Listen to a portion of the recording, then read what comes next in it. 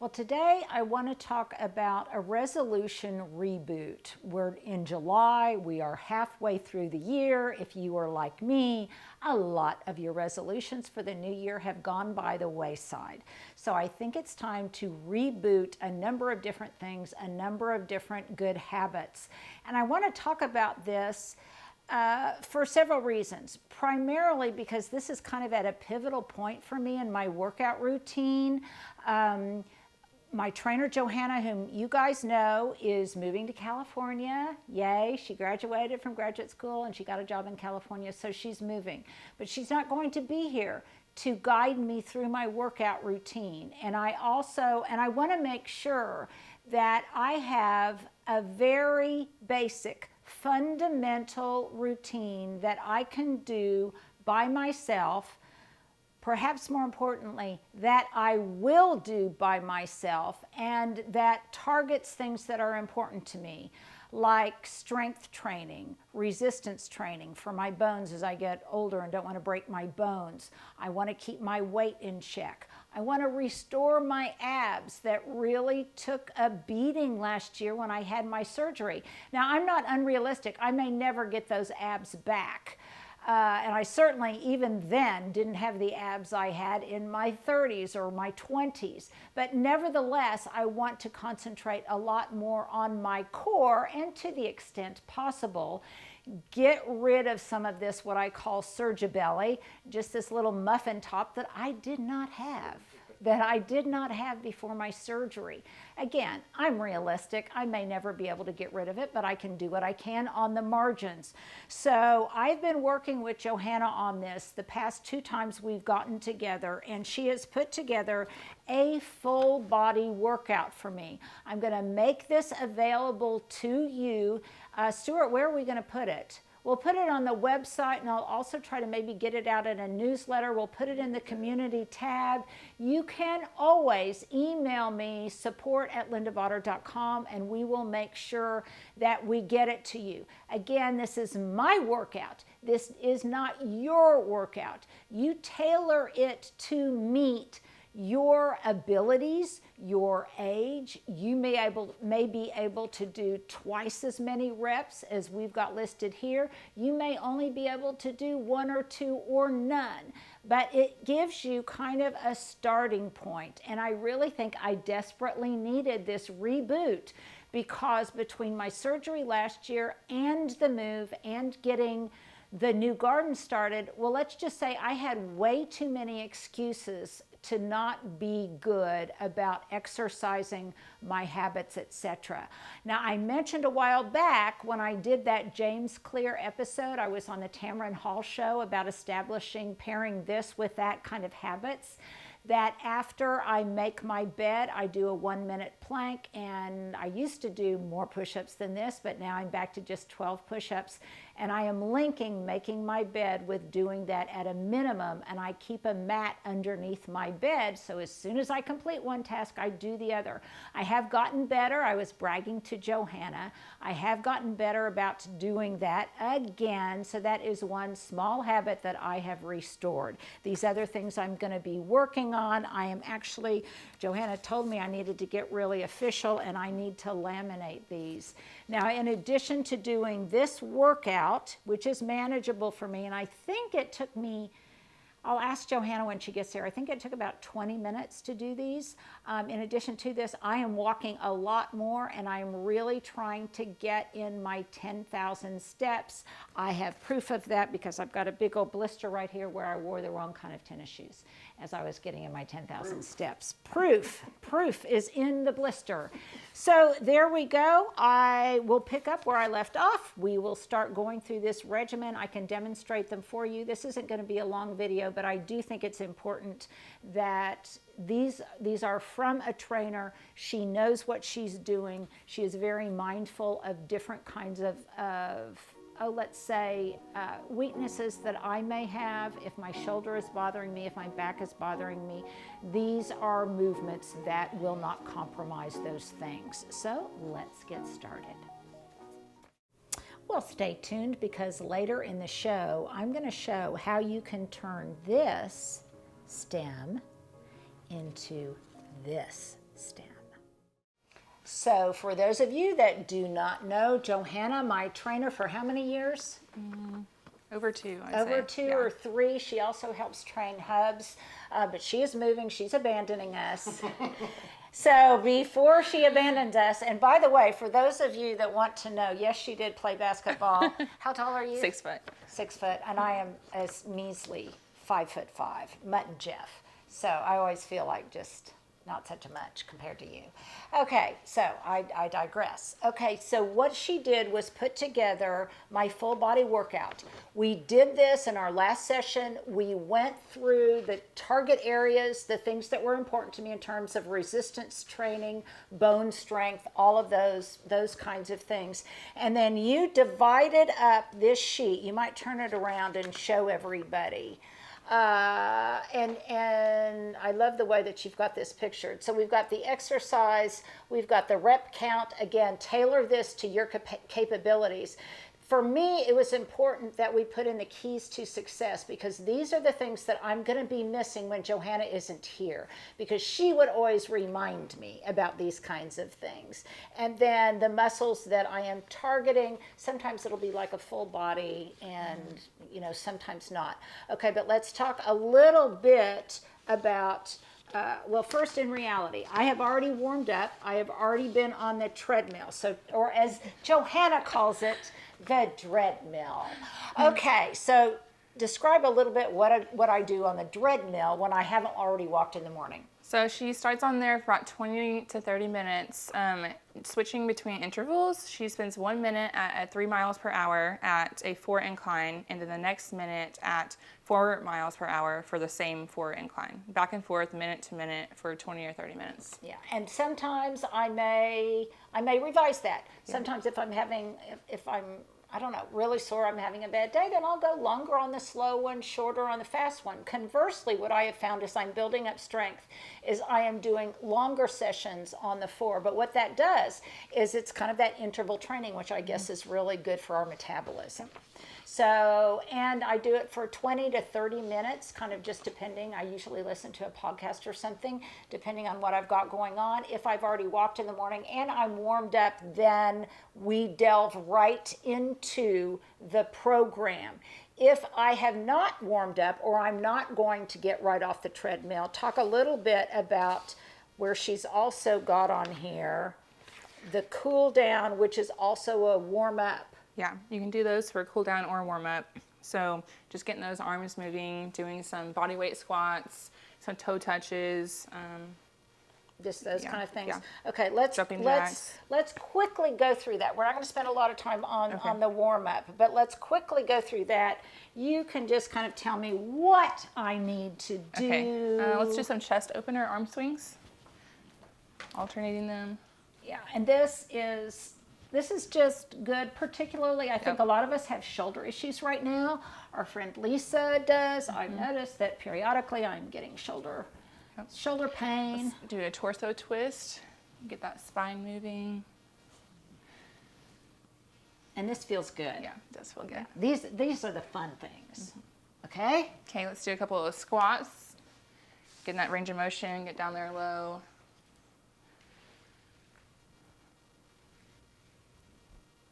And on my last one, I like to hold it down here, kind of get the joints moving a little bit. Sometimes do a reach up, spinal twist up to the sky, side to side.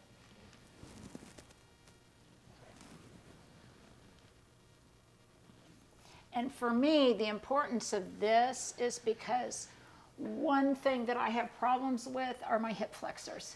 I can't seem to get enough stretch through my hip flexors. I'm very limber. Get the heart rate up. But I'm very limber, and it's hard for me to get a good stretch through here. So for me, hip flexor stretching is very important. Yep, okay? and we can do hip openers too. That's a good one for that one. And this looks a little wonky, but it feels good. It's a new dance move. Okay. Okay, let's do some toe touches, get the hamstrings. If you kick Stewart, that's just hazard. Okay. Okay, and I would say that's probably so that's pretty good. Yeah. I kind of already feel like I've got my heart rate up a little bit. I'm breathing a little bit more heavily. Now, one thing that Joanna knows about me, I get so thirsty and so dry, no matter if I'm just walking outside or whatever. So I constantly have water with me, and periodically, maybe too frequently to her great frustration, I sometimes always have to take a drink of water. So let's just cut there before we get to our main moves. And here's what's on my bookshelf this week. A gift from a friend. My friend Linda Lambert gave me this, The School of Life. I've just started diving into it, and so far it is brilliant.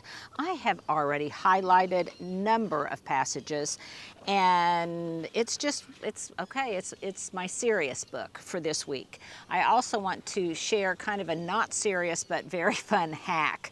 So lately everywhere you go, people are already starting to talk about school supplies. Have you noticed that, Stuart?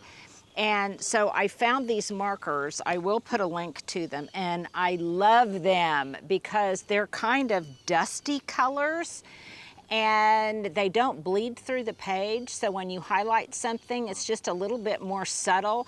The other reason I like them, this is a very simple thing, but they're thin enough so that you can also kind of use them for a bookmark without it destroying the book. And so I can go right back to where I left off, and I can highlight to my heart's content. They come in a couple of different color palettes that are both kind of creamy and dreamy, and they're by Alohaster.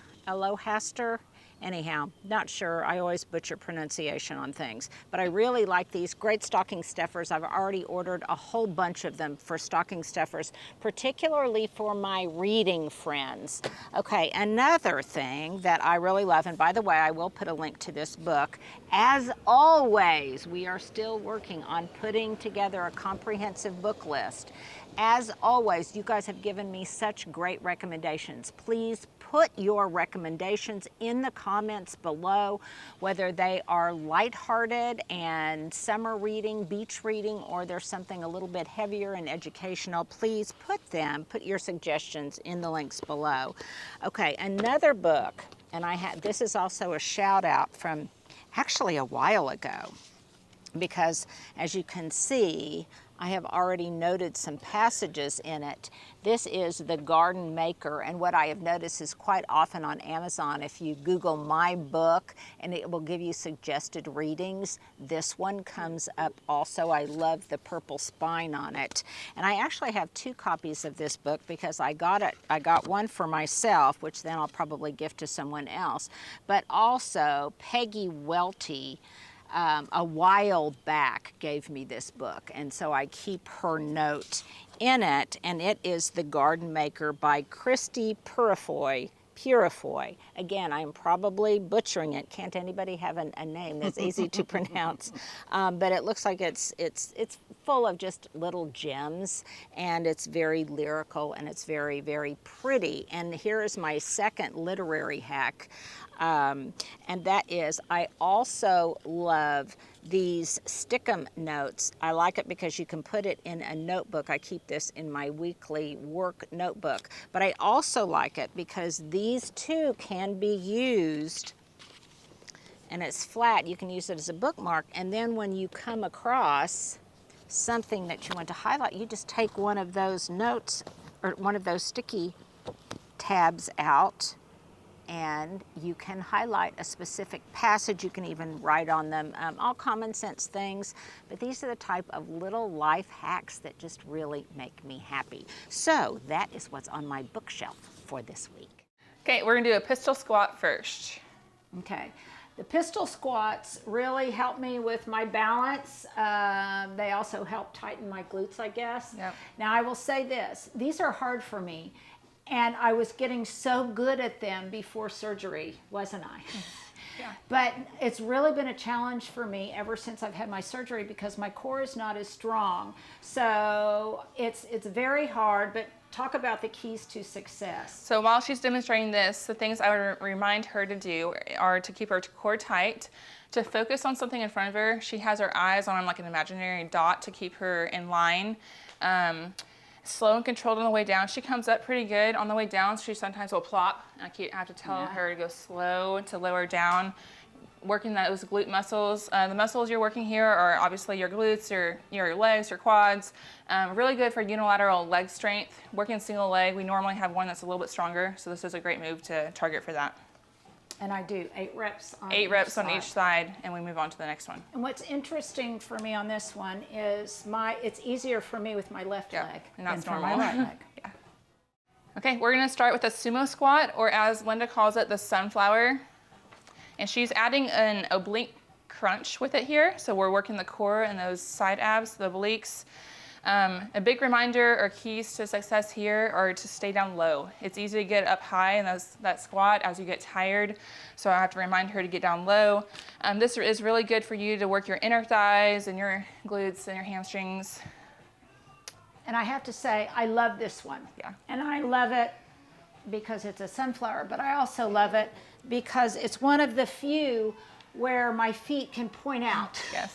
This way, I walk like a duck, and this is the way my hips want to go. And most of the time she's telling me to keep my feet straight. So I like this one because I don't have to keep my feet. So we're doing 10 on each side, so 20 total. Okay, we're doing a goblet squat next. She's gonna hold the weight at her chest and lower down just like this. Her feet are hip width apart. She's inhaling on the way down, squeezing those glutes as she exhales, going up. This is one I have to remind her to not go too wide because then it is more of a sumo squat, which we already did last time. She can have a slight toes out if she wants to, that's fine.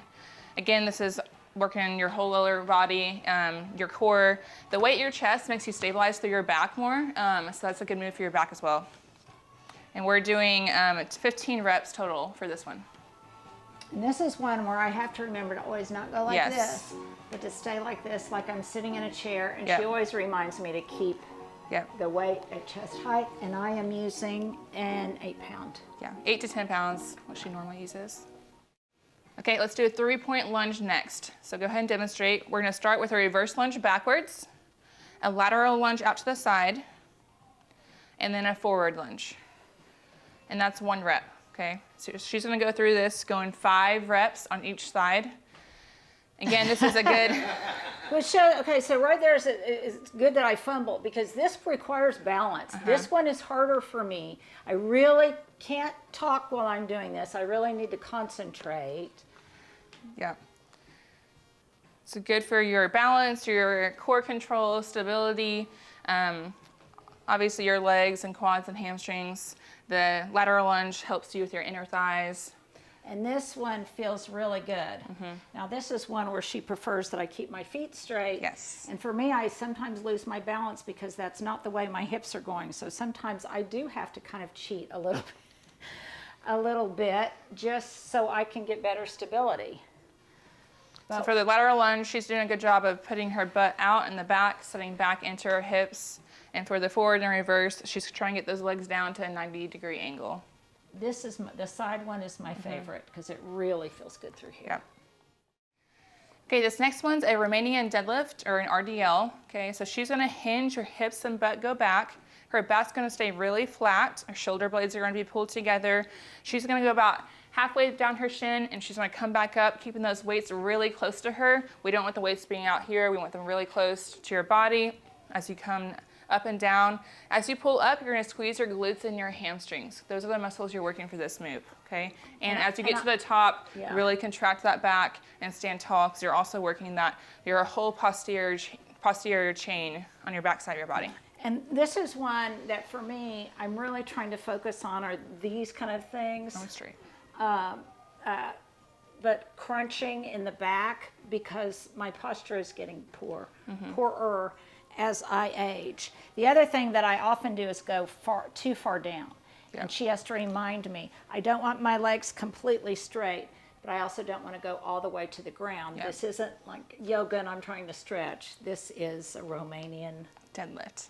And it's hard to compare it to a squat sometimes because some people will try to bend too much in their knees or bend back in a squat. So just have your knees loose. You don't want to lock them out. Just loose knees as you hinge back, making those weights close to your body. But I love this one because it feels great on my back. Yeah, 15 reps for this one. Okay, so we're moving on to the core and upper body. That was all the lower body. She's gonna start here with doing V-ups for the abdominals. And she's doing them single leg, so opposite arm to opposite leg as she crunches up. And she's coming all the way up, if you can, onto her sit bones. If that's too hard, you can just make it more of a crunch where your shoulder blades are the only thing that's rising up. And if you want more of an advanced, you can go double leg. You wanna show them one? I don't know if I can do that. So double leg, you're gonna meet both arms and both legs in the very center. Yeah, there you go. A little more challenging. One, I can tell you, this is not only more challenging, but it really puts more stress on your back, Yes. which is why I obviously couldn't do Yeah. it. And I typically don't do it. But I will say that this one, more than any other ab exercise I have ever done, makes me feel it. Yeah. I mean, really makes me feel it. Now, are there any tips that you could, and a lot of times where I feel it is up a little bit higher. Are there any things I can do to really target this part? Well, those are your lower core, so we would do a leg drop maybe, or a different type of exercise maybe for those. Yeah, dropping one leg down at a time from there. Yep. So you could do these as well if you wanted to. She's going down double. You can do single leg to make it a little easier if you need to. She's going pretty slow, which is a good control. We can also rep it out a little bit faster if you need to, or if you want to. For any of the core exercises, especially during her V-ups, we want to make sure we're going slow on the way down of moves. So when she's V-ing up, make sure we slowly lower down our spine and we aren't just plopping down. Like that. Yep. Okay, moving on to this next one. It's called the dead bug. She's gonna start up with all fours up in the air, feet are flexed. This arm and this leg are not moving. She's just moving opposite arm, opposite leg, And it is overhead. hard. Let me tell you, it requires lots of mental concentration. Yes, your brain does not like to agree with you on this one. Her lower back is gonna stay firmly against the mat, okay? Good core control. As she's done with that side, we're gonna switch and move on to the other side. Don't let the opposite arm and leg that you're not moving move. Keep them still. See, this is what I mean. As you get better at this, you can alternate one rep for one side, but that is more complicated. This is also one I tend to get a cramp on. So is another reason that I hate it.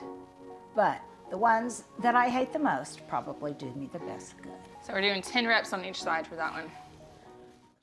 Well, I think I have mentioned that when I buy products now, it's usually to solve some kind of problem. And as much as I love, this is the upside and the downside. One of the reasons that I bought the cottage was because of this massive, massive honed marble island. You may have one as well, and you know the strengths and you know the weaknesses, the pros and the cons. And even though it's absolutely beautiful, it is very prone to etching. And etching is when some kind of acidic substance literally etches into the marble and you cannot remove that stain. It kind of takes the glossy finish off of it. It is noticeable in honed marble, which is what I have, but it's also especially noticeable in glossy marble. Now, you can have it re-honed, I guess, have it re-honed to great expense by someone who does it professionally, but that's not going to really help you on a day-to-day basis as you maybe create etch marks from making a salad dressing or using some rice wine vinegar or something like that, lemon juice, anything acidic that might cause some etching. And so I decided to just kind of do a little bit of research, and while this isn't 100%, boy, does it really do the job for small areas of etch marks on my honed marble. Now, I wouldn't say this would be a brilliant solution if you spilled a whole bottle of something on here and you had a huge etch mark, but for just those annoying little spots that we get almost every single day on your marble surface, this has really worked for me. And here's some tricks to its performance. First of all, the product. The product is Lustro Italiano Etch Remover. It calls itself Professional Grade Formula, and it works on all sorts of of different things. It works on marble, travertine. By the way, this is not a promoted post. This is just because I found this and it tends to work. It removes etch marks, water rings, dull spots, light scratches on any of these kind of hard stones. Now you do want to be careful using it. While you are using it, you may want to cover surrounding surfaces. It tends to be, like this chair, it tends to be rather crumbly, and because of that, it will fall different places. This is what it looks like. And you are not supposed, it comes with kind of some water on top. You are not supposed to stir it. You are not supposed to shake it. You are not supposed to add water to it. But it really does do the trick through abrasive action. So just be cautious in using it. If you tend to be sensitive, either your skin is sensitive or your eyes are sensitive or you suffer kind of allergies or rashes, then you might want to be very cautious of that. Maybe even wear safety glasses or a mask if you think that might be an issue. But this is the first product that I got. And then I found it was, and I even had one of those large kind of like a drill rotating polishers that I tried to use, but I found that that wasn't necessary because what I try to do is just tackle the small spots on a weekly basis or every other day, depending on their severity and their quantity. What I found works the best for me without kind of using any kind of power equipment is just one of these sponges that tends to be rough on one side, and you can see the residue where I just finished removing, to the best of my ability, some etch marks that was right here on the edge of this counter. Now, it doesn't work as miraculously as we would like. It's not like spraying Windex on a spot and having that removed. What it will do, however, is in relatively short order really improve the look of those etch marks. It probably on small spots would remove them in their entirety, but I'm not quite that fastidious. When I get to the point where you barely even notice them, then I am good with that. So it definitely works. I think it is, I am so much more confident in working on my marble. I don't have as much trepidation. I'm not so intimidated that I am going to cause some kind of unforeseen damage. So definitely I would suggest you guys give it a try. And then once you have removed to the best of your ability, and it might take a couple of applications and a couple of tries, if for no other reason than to be able to see the etching mark, you constantly have to kind of relocate and reposition yourself depending on how the light reflects on the surface.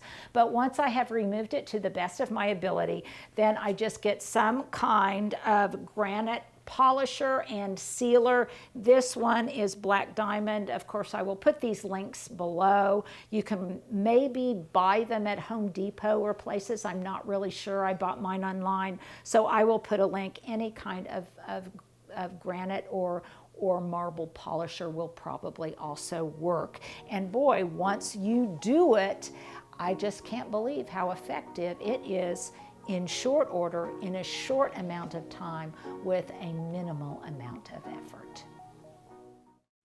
Now, this is a common sense lesson that really kind of moved up to my frontal lobe this week. Because it was mentioned by a friend of mine who's one of the wisest people I know. Now, it moved to the front because I am of a certain age right now, but honestly, this is a life hack that almost anyone at any age really needs to heed. And that is in the periods of your life when you are living solo, either because it's a temporary thing, like last weekend Hubs was out of town on one of his adventures, her husband was out of town, and that is the importance of checking in. So she said, you know, on these occasions when we are living solo, whether it's permanent or it's temporary, it's very, very, I think, imperative that we check in with someone on a daily basis, just so at least one other person knows that you're all right. So she can check in with me, I can check in with her. Neither one of us have taken a spill in the garden and couldn't get back up. Or for a period of time when I lived alone and I was single, I had a peeping Tom problem. And did I check in with anyone on a daily basis on those weekends when I wasn't working to let someone know that I was okay in the morning? No, I did not.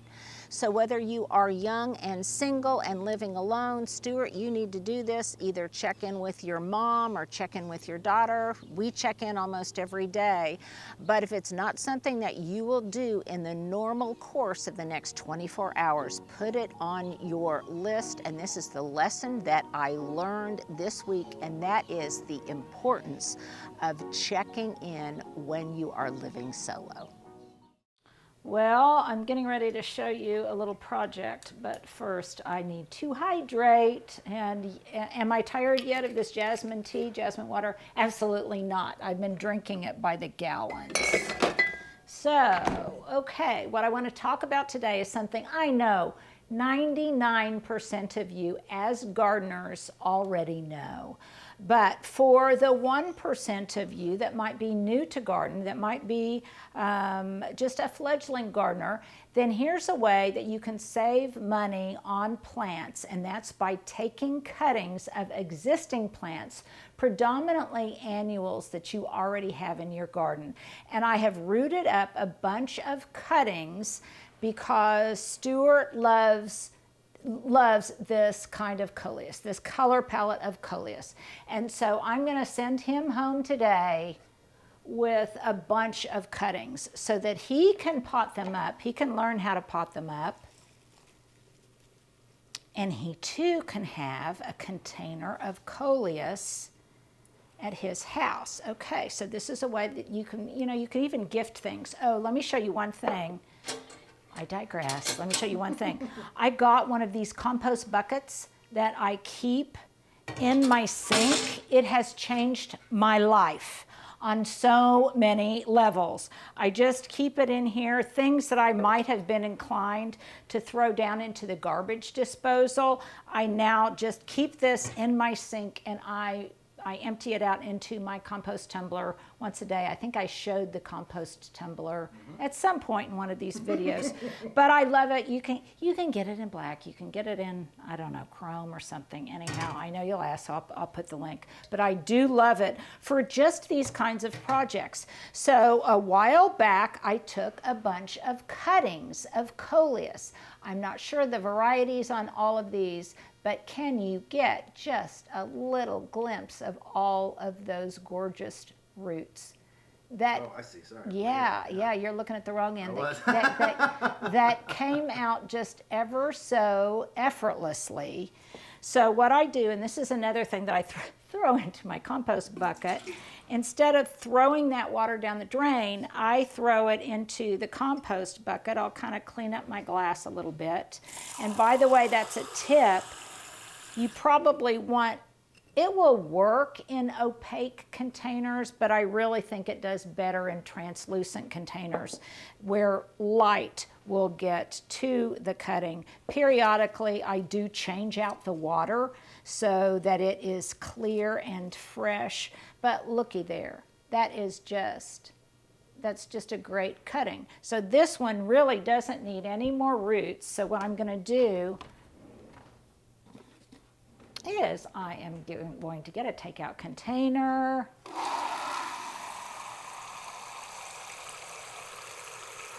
And it probably would be even better if I got one that would fit into his cup holder in his car, but no, I don't have one, so there you go. Okay, so this one, you can see, well, this isn't a good example, so I shall do another one. Okay. Here is another variety, but all of these I think harmonize together beautifully and will make a great fall container planting for Stuart. So see there's lots of beautiful roots on that. And how long did this take? This took, maybe 2 weeks, but they will start showing roots almost immediately. And that was that little ding. Yes, I do have my phone on because I'm waiting for a call from my son, kind of an important call from my son. So I've got that on so I can check to see if it's him. I'm allowed. I am a mom. Okay, here, this is a better example of pinching. So this is what I did to actually get this cutting from the mother plant. I just pinched it. So you can see right here, I could pinch it off at the very tip, or I could pinch it right there. And that is where I am pinching it. It will then put out 2 sets of leaves at the juncture of that leaf with the stem. This has some roots, but I think it would appreciate a few more. So I'm going to keep that one and let it keep growing.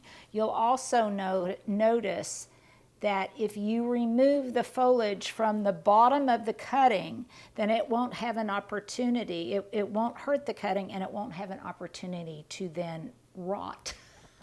Rot in the jar. Okay, here's another one that's got some roots. Put your hand behind it. Maybe Okay, there we go. Yeah, I always forget that. that's all right. You'd think as long as I've done this that I would remember that. But okay, here, I love this one. And this might be a good candidate for a topiary. If you wanted to make a topiary out of coleus, you could then support this with like a chopstick or something like that, and then start a topiary form of this and just consistently remove those bottom leaves. In this case, I would not pinch it until it reached the desired height. When it did reach the desired height, let's say it got this tall, then I would pinch out let's say I wanted it to be this tall.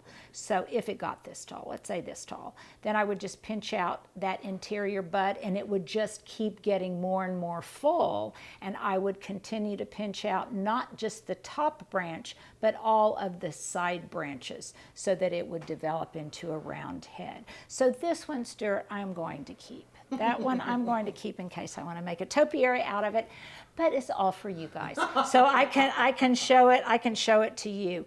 I'm not even sure what this was. This was a cutting from my friend Carlina, and My bundle's getting smaller and smaller. your bundle is every time getting she finds smaller one and she likes. smaller. But look, it might be some kind of Oh, that's cool. I don't know what it is, but it looks like a Japanese maple. I'm going to keep that one too. 1 for you, 3 for me. Okay, here's another one for you, Stuart. This one has pretty good. I'll take it. Pretty good root growth. Well done. You can have this one. I will even go ahead and pinch it for you so you don't have to do it yourself. And when he pots these up, he's just going to put it in any kind of good, well-draining potting soil that is fresh. So see, Stuart, in all of my generosity, I am going to give you that one in case you want to make your own topiary. But this one has a pretty long stem, so this one goes into my pile. Now I'm doing this primarily to show you that that's how easy it is to root these. And if you look at that stem, what it will do is it will start putting out kind of these little white bumps. And the white bumps then magically transform into these fleshy long roots. And it's magic, and it doesn't take any time at all to do this. Now, obviously, I am gifting some of these, not all of them, gifting these to Stuart. But I could also, when it was cool enough, I could also plant these in the ground for my fall garden, which is one of the reasons that I'm taking cuttings now. So by the time it gets cool enough to plant, they will already be pretty established and ready to go. I can also obviously gift these to friends. But the other thing I can do is if I want another fall container planting for myself to get really large by fall, in that case then I can go ahead and pot it up myself. I'll keep it in a rather shady location at first because these aren't established. They've been inside. They haven't been in the full throttle sun. There's another one with some cute little roots on it. And there you go. There is a takeout. Though not Chinese, but there is a takeout for Stuart. I might give him some of these because these also, boy, these really have established root systems. Whoa. And this one is very straight.